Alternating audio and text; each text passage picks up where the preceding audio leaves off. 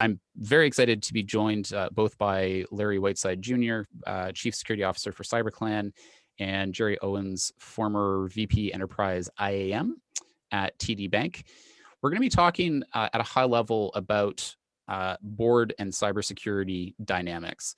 We do have some initial conversation that we're going to be doing as a group. From there, we will open it up to Q&A. If you happen to have questions that pop up during the presentation, do feel free to drop them into the little Q&A box you should see at the bottom of your screen. And just as a heads up, this is being recorded and will be available afterwards as a replay. So with that, my name is Ian Patterson. I am CEO here at Plurilock. We focus on cybersecurity and identity. Specifically, we look and make sure that the employees of a business are in fact who they say they are as a result of our AI.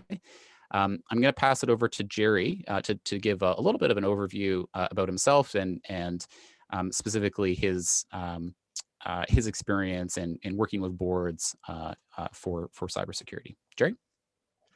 Thanks, Ian. It's a pleasure to be here today. And I'd characterize my background as saying I've got a very long and tenured executive experience working at TD Bank for almost 35 years in various cybersecurity program delivery capacities, from business technology to interim Ciso, and then most recently leading the global identity and access management strategy for employee and customers for the bank. And then now I've sort of transitioned. I run a company called GoTab IT Risk, which sort of helps organizations and companies understand programs, organizational change, driving successful cybersecurity and business transformation programs to help customers protect their assets. And of course, I'm certainly honored to be here with you, and I'll pass it over to Larry. Great, thanks, Jerry. Thanks, Ian. So Larry Whiteside Jr., I do a number of things. I've been in this industry for 28 years, of which the last 2 decades I've been in a CISO type role or CSO type role in many, many different organizations. You know, but in that responsibility, I have literally been in front of boards more times than I care to count, right? Even either as a CISO or even as, you know, a consultant in a consultative type role as a C-level. And so I like talking about this because it's something that, because I've been in this field so long, I've seen the transition, right? In my early career, going in front of the board was not even a thing. And so watching how it's transitioned over the years, how their understanding is better, how you can speak to them, how they're learning our language, it's an interesting conversation. I'm happy to have it. Excellent. Well, so maybe just to kick it off, so I think the very first question is just to set the sort of the boundary for what is a board of directors' responsibility when it comes to cybersecurity. Yeah, you want to go with that, Jerry? And I'll add in a little bit. Certainly. So, you know, what's interesting is the board have a long-standing tradition of having to provide oversight for the company, and that's in all areas of financial responsibility, strategy, corporate risk, and how that impacts various organizations within the firm, and then more importantly, how they then comply with the regulatory landscape that they operate in. And so, as an oversight committee, the responsibility is to make sure that there are strict and strategic programs in place that cover those responsibilities. Cybersecurity is interesting because it actually resonates across each of those different domains. And it's important that they sort of augment their practices and their processes to ensure in each of these different areas that cybersecurity is one of the elements that they provide oversight for, whether it is cybersecurity risk and how it impacts the business, how the compliance factor and regulators are viewing cybersecurity within their corporation and the type of oversight they need to have in place. And it's important that they continue to educate themselves and have the right type of dialogue with the organization to understand where they think they have risks and threats and how they need to ensure that the right framework is in place to manage those risks as they do with anything else that they would have to monitor across that organization. Larry, I'll pass it to you for some insight. Yeah, so for those who heard that, right, the key thing to take away from that is cybersecurity is ubiquitously integrated into every aspect of the business. Therefore, the board has responsibility to ensure that that governance is in place, right? And it's interesting because if you think about all the things that a board did that you mentioned, Jerry, that's been going on for, 30, 40, 50 years. And so cyber being a kind of a little over 30 years old or whatever, the fact that it's only been the last 5 to 7 years, that it's really become a board level conversation is really interesting, because the impact that cyber has had has been broad for a long time. It's just now it's getting the visibility because it's starting to cost organizations money and really costing organizations their livelihood. So maybe a follow-up question then for yourself, Jerry. How are boards and directors specifically structuring themselves with the maturing landscape of cybersecurity?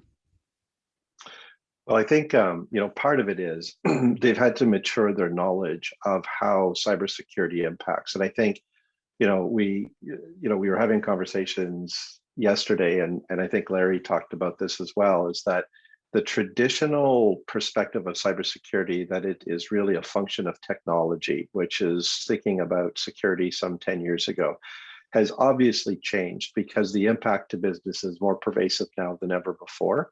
And I think boards have had to put their minds around the structure they needed to incorporate in order to ensure they understood the business impact associated with cybersecurity for a number of different reasons.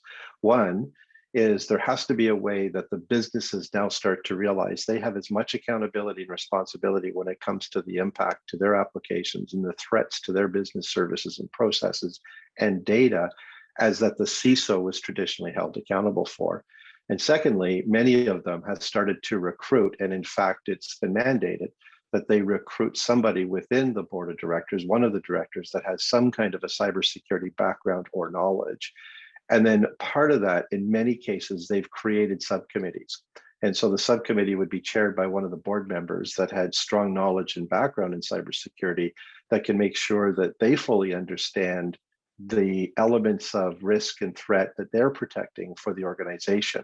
And that serves two purposes. One is it at least gives a more specialized view to the things that could impact the business. And more importantly, it allows, by virtue of that lobby approach, to allow them to put together the right level of messaging that they, with that one director, can go back to the board and help share the type of awareness that's necessary to influence change within that organization.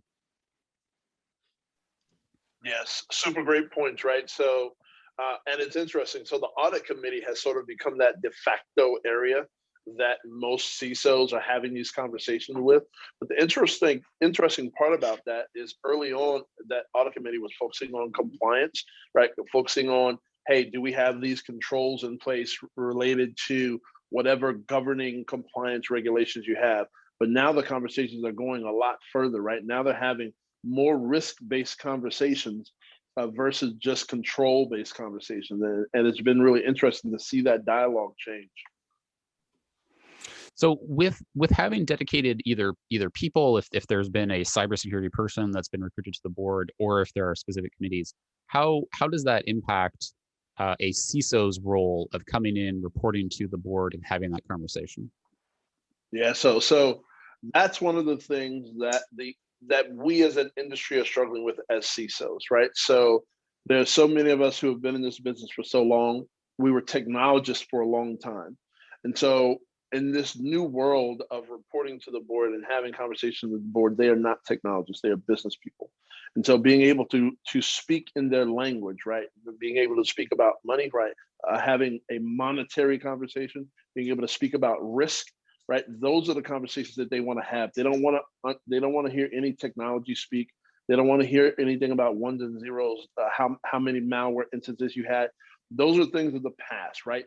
10, 15 years ago, you might, if you got a chance to speak in front of the board, you might show for this calendar year, because typically you only got one chance a year to speak in front of the board. Even if they met quarterly, you got one chance. And you might show, hey, we had this many malware instances over the year, and over the month, it's going up and down. And that was like, oh, wow, right? That they don't care today. That's not even something you talk about. So what that's forcing is CISOs to become more business minded. CISOs have to understand their business's bottom line and what is revenue generating and what's not, and how what they're doing is going to positively impact that revenue generation, as well as enable further innovation, right? Because every company is trying to find a new way to innovate and become more efficient and generate more revenue. And they're doing that through different technology advances and forward-thinking initiatives. Well, security is now integrated into that, but instead of thinking of it as a technologist, we have to think of it from a risk-based business leader. And so it's sort of shifting us, which has done a couple of things. It's enabled non-technologists to step into the CISO roles and be successful, right? So, our industry is funny where we've lambasted some CISOs because they've got, English degrees and non-technical degrees because we were born and raised in that field. But if you look, there are many successful CISOs who don't have a technical background. They understand risk, they understand their business, right? And so they can have that business level conversation that they need to, and allow their managers, their VPs, and the teams that they've built to be the technical experts that they need to be in their specific areas, while the CISO sits and becomes more of a business leader to report to the board. Yeah, I think those are awesome points, Larry, and I think you've really captured the essence of how CISOs had to have transformed just as much as boards have to transform. Boards had to become more knowledgeable on how cybersecurity affects business. CISOs had to become more fluent in describing to board of directors how the businesses can be impacted as a result of security threats that exist. The other interesting trend that we're seeing is that in a lot of companies, and particularly banks and financial institutions of all sort of different materials and products, there's a coming together of business fraud and analytics against the backdrop of cybersecurity threats and vulnerabilities. And so where companies are having to think about something that's a bit more along the line of what's considered fusion, they've had to find a way to bring those elements together so that the fraud that could impact a bank is a bit more predictive in the sense of the cybersecurity impact or threats that it imposes. And there has to be a way to simplify that message to be able to communicate it to a board so that they understand where they need to make the investments and the type of insurance they're giving themselves with the very protection against the data that they have to worry about. So it really has changed the level of dialogue that occurs at the board level between CISOs, the old traditional technology organization, now business, and of course the board of directors that have always been focused on financial, fiduciary, as well as operational and enterprise risk, are now taking in this new facet of technology imposed threats to the business, and it's really all one conversation. So following on that theme, how does a CISO come in and talk about threats that are maybe presented to them by the board? And so, like, just as an example, the current news right now is this attack on the Florida water supply, right, where there was a remote connection to an industrial control system, and the attacker was able to, I guess, tweak the level of a caustic chemical from 100 parts per million to 11,000 parts per million. I mean, that is direct from the headlines and may or may not be applicable to the bank themselves, but the question then gets asked, well, what are we doing to defend against threats like this? I guess I'd be curious to hear your experiences and or recommendations on how to manage to the news, or how to manage not to the news as it relates to cybersecurity. Right. I think Larry has some really good insights and analogies to share on this one. Yeah, having sat in that seat and done the manage to the news thing multiple times, you have to really, it's an interesting conversation because, of course, this happens over email, right? So it's never in person. This is a question comes down from the board to the CEO. The CEO then pushes that down into, if you're reporting to the CEO, it'll come to you. If you're reporting into somebody else, that'll go to them. So you have this funnel of email where you see this string of consciousness that flows through all of these executives and their thoughts and their, oh my God, related to this incident. And you have to find a way to communicate this back up so that every level, right? Your CIO, who's a business person but has some technical understanding, your CEO, who's is a business person and a strategist but has even less understanding, than your board, who's that next level of understanding. It definitely has no technical chops associated with it, right? And so it is first helping them understand what it was they heard, right? Or what was that? What was this event that happened? And so that happened in Oldsmar here in Florida. So I'm in Tampa. Oldsmar is not far from me. So when you think about that, you tell them what happened in layman's terms, right? And you translate that into something that relates or correlates to your specific business. So maybe you don't have IoT systems or a manufacturing plant or water, right? But if you're a health system, or we talked about financial services, right? You're a financial services system who has banks. You then correlate it to an event at a bank, and you talk about, listen, in our environment, that means this, right? And this is how we protect that. And you don't go into, right, what the technology system we've got company X in place to protect against that. No, you talk about, here are the types of controls we have in place, right? Because controls they can map to a framework or some sort of governance model, right? And so it's just, again, speaking in a language that they can comprehend, that's not diving down into a rabbit hole, not getting into techie ones and zeros, not getting into any particular company about who's doing it. It is just tying it back to that language. And typically we go to something related to controls, right? Yeah, and you know, it's funny, Larry, because I think the CISOs of today's world have become less cybersecurity experts and become more influence mediators and marketers, because having to manage those messages to the board almost sounds obvious when you describe it. You know more than anybody how difficult that often is, because you have different people across the table that have different backgrounds and reactions to things. Headlines that really sensationalize the impacts that it had on the companies that were there, and immediate knowledge they expect from a CISO to be able to, within an email, come back with some kind of response that says, you know, we're either affected or impacted or vulnerable to this, or, you know what, we've got the controls in place that are going to help us manage through this, or we're not even running any of the technology in place that this in fact would attack. And the difficulty of that is, how do you give the board enough information that gives a credible message that you've done your homework, you've done the insight, you've done the research, you're pretty clear on what it is that you're facing, against the danger in not providing enough information, which makes them a little bit suspicious that you're kind of generalizing the impact against what you think the threat is. And that is not an easy feat. And some CISOs do really well at it, and they have the credibility at the table to have that dialogue and have the difficult dialogue if necessary. And some are intimidated by it. And they find themselves chasing those headlines with the board because they feel sometimes it's pacifying their worry more so than conveying the right message that says this is the position we're in. It's a challenging time. The exciting part about it is, I think we had this conversation before. I remember 10 years ago, I don't think the CISO ever met the board. I don't even think they spent any time in front of a CEO if it was a large enough company. And you're right, quarterly, they're sitting in front of a board with some kind of an update. And for a real meaningful meeting, it is truly once a year, but that's once a year more than it's ever happened before.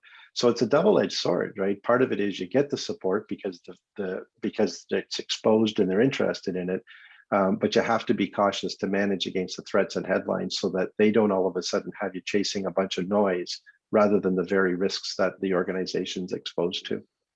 Oh, and the thing to remember about this is there's also a timer on this, right? So from the time the email gets sent, right, there's a timer, there's a clock ticking, right, on you, on your response, right, that they're measuring.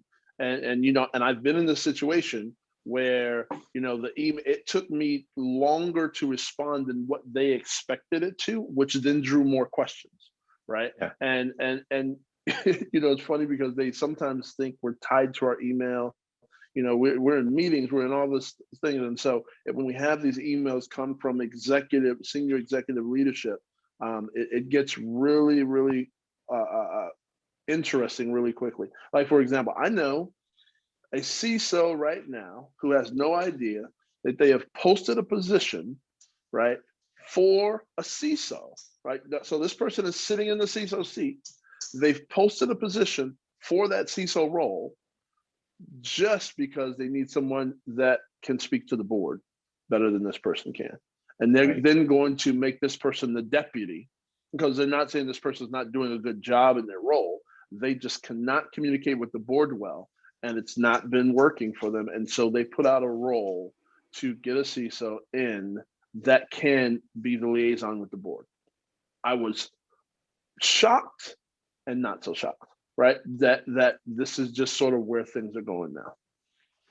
Yeah, and you have to think, how many other parts of the organization is the board of director going to have a discussion around a particular person's role so far within the company? I don't think you see that very often, but you do see it in cybersecurity.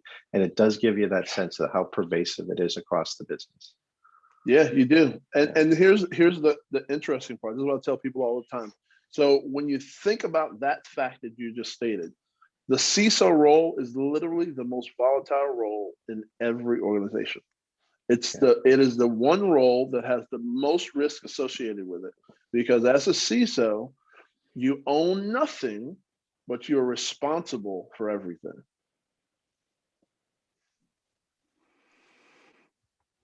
Excellent points. I think we should let that resonate in the minds of those that have joined us today, because that is no truer statement has been made, I think, in terms of accountability versus what you actually own. So it begs the question, with that amount of responsibility that the CISO has on their shoulders or on their plate, how do you make allies? How do you actually turn the board of directors into allies to enable that mission of staying secure and staying safe? Well, I certainly think one of it is that in most cases where boards have recruited a director that has cybersecurity background and experience, it's like anything in life in the political landscape. You really need to understand who those allies are, but you more importantly need to create that relationship and that lobby opportunity with them. So if they do have a subdirector, a director, or the head of a subcommittee, like an audit subcommittee, which is often, that sometimes scares me in and of itself when the audit committee is driving cybersecurity risk discussions, but it does happen more often than we'd like to admit to. But in this particular case, it's really making sure that you're spending the time with that particular director, helping them understand the landscape, and really approaching the narrative in a way that they understand a couple of things. One is that you have an understanding of the risks that are exposed to the organization. Larry said this before. This is no longer a technology discussion, it's a business discussion. Now that sounds incredibly vague, but what we're talking about is access to data, impact to business processes, the proliferation of financial information that gets exposed and exploited. Those are real business issues. And the cybersecurity channels are just definitely it's the new channel of exposure because it's so pervasive and so advanced. And I think having that discussion and making sure that they fully understand that as an organization, you've developed a strategy. That strategy is baselined against known frameworks in the industry, and it also contemplates the risk associated with the organization, that it's closely tied with your enterprise risk and operational risk framework, so that you're looking strategically at the inherent risks that the businesses worry about and the controls that you have in place that protect cybersecurity issues from impacting that business. And then you sort of demonstrate what these controls look like and the operation that you have that manages against it. And then most importantly, it's the intellect that informs your strategy. So what do you know about the industry? What are the emerging threats that you're worried about? And what is your knowledge as an executive that would help you position yourself to support the business? When I had taken on one of the roles I had at the bank, and as an executive role, I was talking to one of the chairs of the organization who reports into the CEO, and I asked them, I said, what are the characteristics that you see in a leader that is influential in the organization? And he had said there's three things. And the third one was more compelling than other. But the first one he said is, you always have to have a vision and a strategy, and you always have to demonstrate how that strategy is competitive both in your own organization and against the organizations you obviously compete with. The second is that you can't be running day-to-day operations, so have the bench strength in place that allows you to have leads that will in fact run your strategy for you. If you find yourself solving day-to-day problems, you have an issue on the bench you need to solve for, and it's either the person that you have there or it's yourself. But the third one was the compelling one. He said, as an executive, you should understand the business of the bank. it's not impressive anymore that you understand cybersecurity. I expect that of you. That's what you get paid for. And so when you come in here and tell me that you know the latest threat or the latest IOC, my eyes glaze over because it's technical, and I think if you didn't know that, then you shouldn't be in the position. But when you can tell me that you understand how wholesale banking works or retail banking works and the type of data they go after and where this threat exposes the organization, you've delivered far more credibility to the organization, because now you're an organizational executive. You're not just a department executive. And you then have the credibility to have the dialogue at the board because you understand the business and you've demonstrated your understanding of the business and where cybersecurity plays a role. And I think that's important as you're developing your leader talents and your skills within any organization. Yeah, I don't even know if there's any words to say after that. That's sort of a mic drop moment, right? Is a CISO's ability to understand the business and how cyber fits into and enables each business unit of it, right? You can have a business leader that's got $100 million P&L, right? And if you don't understand how they are incentivized, if you don't understand how they make their money, if you don't understand everything associated with that business and how that business operates, you are doing not just yourself, but you are doing the business a disservice, and you should not be in the role. It is important for every CISO to understand their business and their business operations inside and out, period, point blank. So Jerry, you had an interesting point there, which I'd love to explore a little bit. So you'd indicated that cybersecurity, if it's being held at a subcommittee level, may not be the best place for it. Where in the board should that cybersecurity conversation be held? Yeah, I think that was an unsolicited and probably somewhat unprofessional slant at how audit plays a role in making technology decisions. I think the audit subcommittee is a good place to discuss these sorts of things.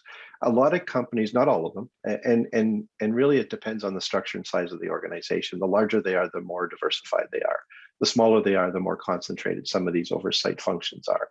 The audit committee is really good because they can provide you a sense of what third level validation and verification of control services sit, and they can help align to the things that they're being pressured from by the external regulators or your external auditors. If you're a bank and you're worried about things like SOX or PCI, et cetera. I think risk committees are equally important, and more often I'm seeing those drive the cybersecurity agenda because it's all about understanding the business risks inherently associated with each of the processes they run, and the very controls that need to be in place, whether they're financial controls, whether they're operational controls, or whether they're cybersecurity controls that protect access to those, whether they're crown jewels or assets or people, intellectual capital, et cetera. And so the subcommittees, I think, are important, but it really is more important to understand the mandate of the subcommittee and how they can then translate that message that goes back up to the board of director in keeping with their mandate. So I don't mean to slant an audit subcommittee. I just sometimes take humor in it, but I think ultimately the risk subcommittee is a component that becomes a bit more strategic and proactive in controls. Yeah, no, I'm not sure. To his point, no, you're spot on, because the audit subcommittee is where we started, right? In our first instances of going to the board, right, we were going to the audit subcommittee, and it was primarily because it was about controls. It was about compliance with, some regulators' controls. We've had some audit controls. There was some aspect of controls. And so they looked at cyber as well. Their controls, there are these frameworks that the cyber teams are starting to operate by. So going to the audit subcommittee is great. But to your point, the risk subcommittee is becoming a larger focus because what we're doing is about risk. And CISOs are becoming smarter about how to articulate risk as it relates to cyber. And we've got tools and all sorts of metrics and things that are helping us to measure from a risk standpoint versus how we've measured in the past. Agreed. So we've got a question here from the audience. So can you talk a little bit more about what good board reporting regarding cybersecurity should look like? I want to hear from Larry on this. So I'll start with what it shouldn't look like. In any aspect of your board reporting, you should not have any technical jargon, none. There should be nothing related to a tool. There should be nothing related to anything related to numbers of events or anything like that happens inside of cyber. It should be focused on one of two or both things. It should be focused on risk from a monetary standpoint, right? Dollars and cents, right? Doing this or not doing this it can potentially cost us this much money, right? And because they understand that when you start talking about an organization losing money, potentially, whether it is due to a regulatory fine or violation, or whether it is due to what the recovery cost would be from an incident, they understand that. Or it's a risk-based conversation. And you are presenting things that are risk-based, and you've calculated out the risk based on likelihood, based on all of the different, everybody knows the risk calculation. I don't need to spell it out, but you're having a risk-based conversation where you're helping them understand this risk compared to the other risk that we have in the organization is our third biggest risk that we have in the organization, because then they understand that and they can put that into context, right? Against their operational risk, their physical risk, the fiscal risk, all of those other types of risks that they are dealing with and talking about on a regular basis at the board. So that's where you got to focus. And there are tons of tools, there are tons of frameworks that'll help you if you don't understand how to quantify risk. And you know, sort of put together and have that risk dialogue. There's a lot of things that have been developed over the years to sort of help you have that conversation. But those are really the only two languages that you need to be speaking at the board. As soon as you start talking anything related to technology, or vendors supporting that, you've lost them. And for your further example, they're posting for a position to replace the very one you currently occupy. Right. Yeah. Right. Exactly. Yeah, that's the consequence of not a good board experience. Right. Go ahead. I can't add a lot to what Larry just said, because he really just, I mean, if you wrote down what he just described, I think you've set yourself up for success in terms of how you're going to deal with the board. I think at the end of the day, the board is very worried about shareholder value. That's kind of why they're there around the table, for their shares and for the shares of everybody that's invested in the company. And so part of that dialogue, when you're talking around business risk and risk associated with it, is it's anything that's ultimately going to impact the ultimately the efficacy of the portion of the company that they own through shares, and that all of your shareholders are benefiting from that, and the profitability of the organization as well, which of course has an indirect impact to shareholder value. And so in those two cases, understanding kind of where they resonate from, where their decisions are made from, kind of helps you understand, in conjunction with the type of language Larry just described, what are the things that will resonate with them. And I think I often said is, in many cases when you're delivering, and you got to be frank and open and transparent as well. You can't be afraid of the board. I'd worked with a Ciso recently that actually had to go in front of the board and deliver a message that wasn't the best, but to say, I'm not going to lie to you. You brought me in to fix these issues. You've got 4 or 5 key areas that need to be looked at. We're going to need to make investment in these.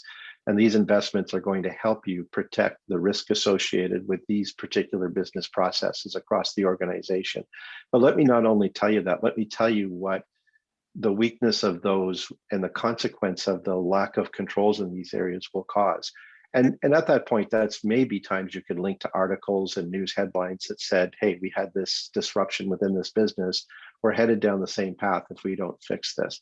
And you have to be very careful, because it's always important to make sure that the risk story you tell the board is informed by the right point of data facts. Don't get caught in coming in there with a whole bunch of headlines to demonstrate it's an ugly world out there, and then say, but we got to make some investments in some security areas, because then you're going to set up false expectations that every headline you threw in front of them is going to set the expectation that those are the things you're going to fix by virtue of your program, when that wasn't your intent after all.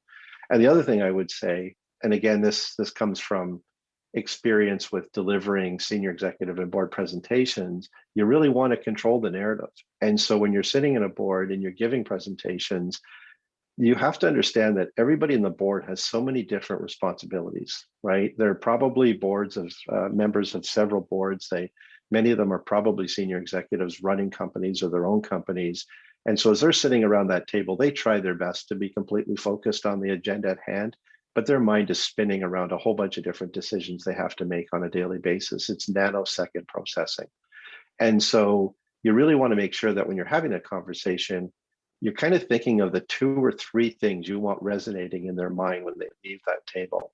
And you want to do it in a way that your presentation helps steer them in that direction. Because if you don't, and as Larry said, you deliver a whole bunch of data points without any context, or you deliver a whole bunch of technical facets of your cybersecurity strategy, then what you've done is you've left the conclusion up to their own cultural profile, whether they're in a big company, small company, whatever the political culture is within the organization, they're going to draw their own conclusions when they walk away from the table. I guarantee you they won't be the same as each other, and you're going to have 1,000 different things to manage against.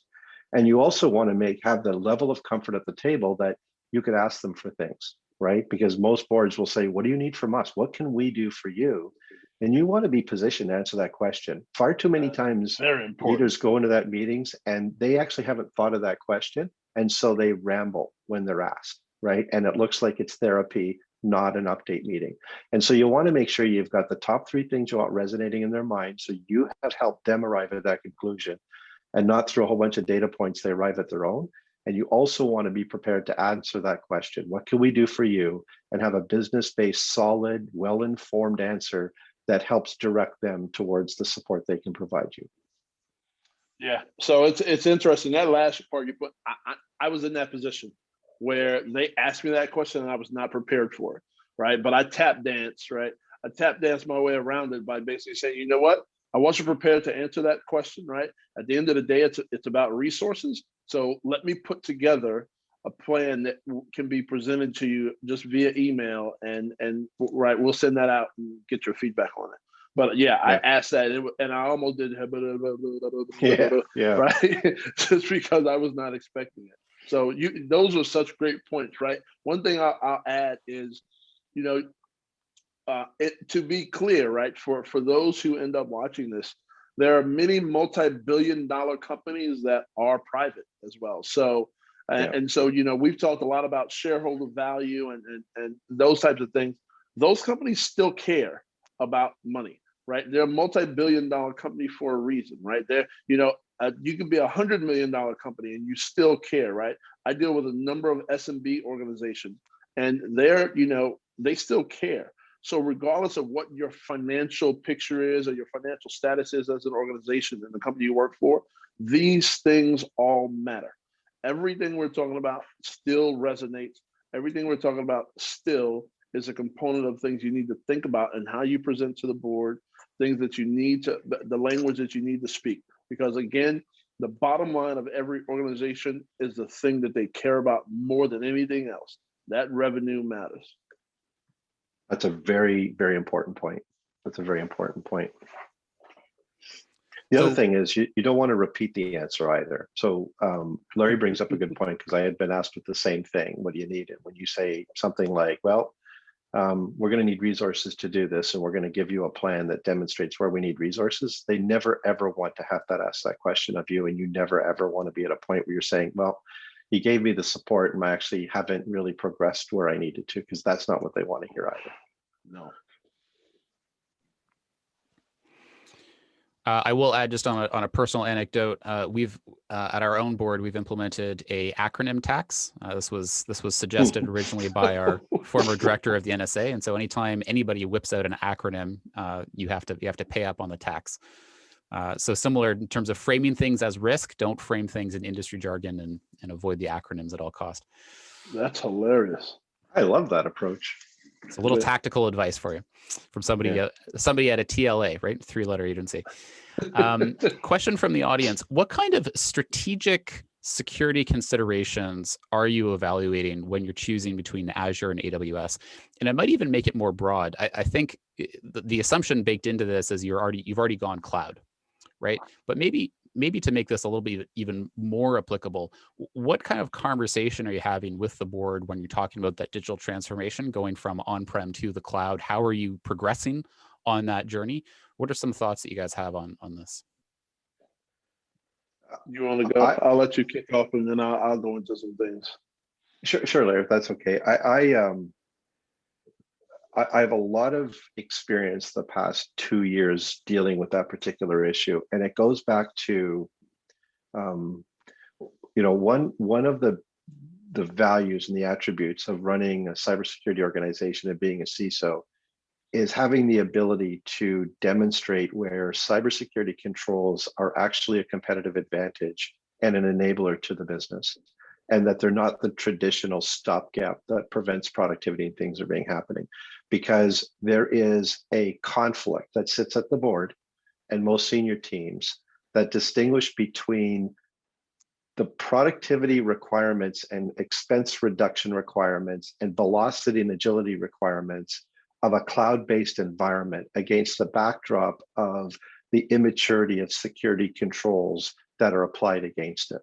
And far too often in many organizations have gone down this rapid path of cloud evolution and then pull in the security teams afterwards, which don't make them look like heroes, because obviously you're at a point where you need to stop things and make sure that they don't think you can just leverage traditional security controls in a cloud-based environment at the pace that you're trying to execute your digital transformation. And that's really difficult. And so really the way to turn that around is to create a positive discussion around cybersecurity. And whether or not you're looking at, AWS or Azure and the directory services that you have that provides the authorized connectivity to those, there, however you choose to do it. And I'm not going to I certainly won't give you a product dissertation, but what I would say is you have to find a way to be able to influence the board that says, you might be at a point where you have to slow down a bit for us to catch up to the type of standardization and framework and controls that we need to implement so that we could be with you along the way and hit the rapid pace you want to evolve with at a point that you feel comfortable that for everything you transform to a cloud-based environment has as much, if not more, security that protects your data and your business processes as what you traditionally expected in the past. That's the important conversation. It's how do you create a strategic enabler with your cybersecurity controls that can align to the rapid pace of evolution and transformation within a cloud-based or a SaaS-based environment. Yeah, so you hit the nail on the head with that entire statement, right? And the key word there was enabler. So in my experience, what I've always done as part of this digital transformation, which, this is a decade long now that we've been going through digital transformation of companies moving to the public cloud or private cloud or whatever, right? And so my goal as a CISO is always to understand the technology strategy that the company is trying to implement over the next 3 years and be 6 months ahead of it. Right? Because then what that does is that enables me to help drive that enablement. And the reason I have to be 6 months ahead is because I have to know and help direct them in the path that they need to go for certain areas that will enable me to have the controls, to Jerry's point, that I need to have in the cloud for what we're trying to do. Because if they want to move to a particular cloud environment and do something and that cloud doesn't give me the visibility that I need at a granular enough level to be able to meet that, then we can't move to that cloud environment, right? I have to instruct them and help them understand the risk there. And if there is another one, then hey, here's one that offers what I need from a security standpoint to enable us to go to the cloud securely and do what we need to do. So it's really understanding that business strategy, right, ahead of time, not waiting until they are in the planning stages of hey, yeah, we're going to start executing on this in 90 days. No, you need to be 6 months ahead, knowing that it's there, knowing that this is the planned execution. Because most businesses have a multi-year strategy that they've got documented and communicate at a minimum at the board level and the executive level. And so you need to be part of those conversations, and you need to be aware, even if your part of the conversation is just through you having good relationships with the business leaders, right? So for those CISOs who aren't getting the visibility at the board yet, but they're hoping to get it, create those key relationships with the business leaders, because the more tied in you get to them, the better you know their individual strategies as it relates to innovating in their particular business area. And through that innovation, you understand their technology strategies of what the CIO and the technology team are going to be doing to enable them, and then get ahead of that.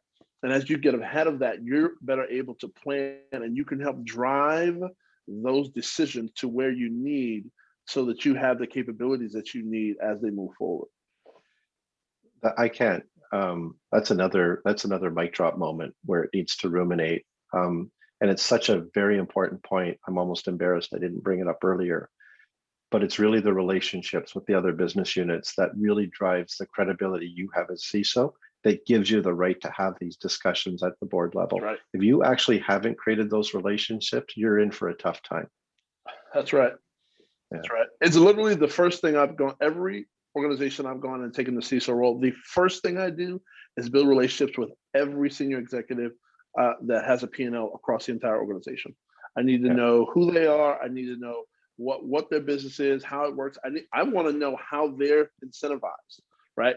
What are the things that they are bonused on? What are the things that are going to put more money in their pocket? Because you know that's what they're operating towards, right? Every executive is working towards those MBOs that are going to get them paid more. And so understanding those components, because if I'm able to enable them to be better and help them hit those targets, we're going to be best friends. Larry, you said MBO. I think I'm going to have to tax you now for using a 3-letter acronym. So we've got another excellent question here, and this might. So looking at the time, we're coming close to the top of the hour, so this might close us off. But Patricia asks if you can share any success stories where a CISO has managed to change the board's mind on their security approach. That's a really good Larry question. Yeah, so there's multiple stories I can tell, right, of CISOs who have gone to the board, right, and literally had the board come away with a different view of what the risks were for the company and the importance of cybersecurity, right? And this is why we talk about. So I won't dig into some of the stories, but I'll talk about the things that are similar across all the stories that I would share, right? Every one of them that went into it, right, went in prepared, right? So meaning they went in knowing that they needed to speak a certain language and they needed to paint a certain story to ingratiate themselves to the board. Not that they were an expert on cyber. Everybody at the board, to Jerry's point, knows you know cyber, right? You're in that role for a reason. They know you know cyber. They know you understand all of that technical stuff that they have no idea about, all the threats and things that they have no idea about. But each of them went in and showed their understanding of the business and how cyber enables it and how cyber could cripple it, right? And so by having the dialogue in that way, it educated their boards, because each of the stories that I would share is the person that went to the board educated the board on something that they were not aware of from a risk standpoint, and how we had a cyber risk, the organization had a cyber risk that existed, right? And there were controls and there were things that could be done that weren't being done, right? That cyber would enable and better enable the business to be better in a particular area. Right. And so it's that piece of going in and educating them on how smart you are from a business standpoint, how well you know the business, the operating components of the business bottom line, how the business makes money, right? How they print money as a business. And then being able to tie cyber into that, every single person did something very similar and was able to come out of that where the board was now educated on the business, right, as it relates to cyber, and educated that, hey, we've got this person who is our CISO, but they're actually now considered a business leader. Because I can tell stories, and getting into the details of the stories doesn't matter. It's about those components that they all did to be successful in the moment. Yeah, and I think those are fundamentally important pieces of advice that I think structures the right dialogue with the board and probably exemplifies all the experiences that you've had where it has been successful.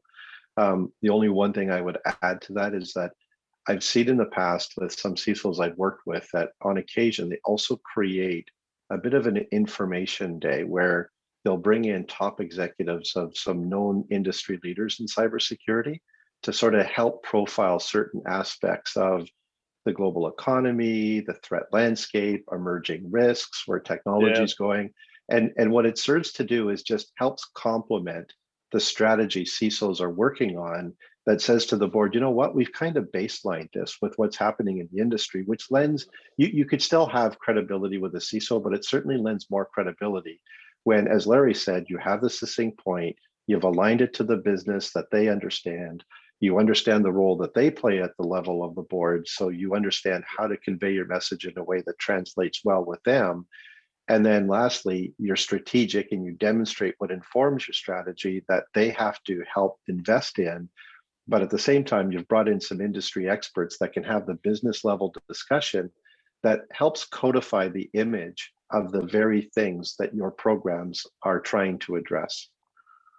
So it's interesting you say that, right? And I'm ashamed I didn't bring it up because I was that guy, right? So for about 2 years when I worked for Optiv, I had 7 verticals. And so I was that guy. And I went in, it was funny because there were a number of organizations where their board brought me in. The CISO had never spoken in front of the board, didn't even get an opportunity to speak in front of the board. But the board wanted someone to come in to give them the layout of their industry as it related to threat landscape and things of that nature, to then correlate it to what they were hearing from the CISO. Even though the CISO never got to speak in front of the board, right? They got to present, they got to send materials to the board for the board meeting for them to discuss and think through.